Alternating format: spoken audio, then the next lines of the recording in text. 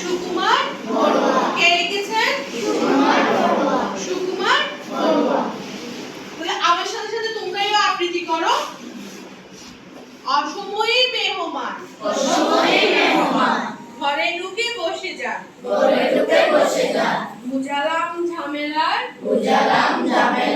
যতগুলো দিক আছে তিনি হেসে বললেন ঠিক আছে রেশনের পচা চাল টলটলে বাসি ডাল থালাটাও ভাঙাচোরা বাটিটাও লিক আছে খেতে বসে জানালেন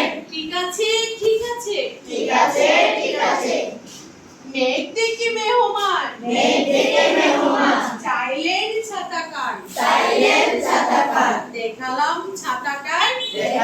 ছাতা কান শুধু কটা শিক আছে তিনি শুধু বললেন ঠিক আছে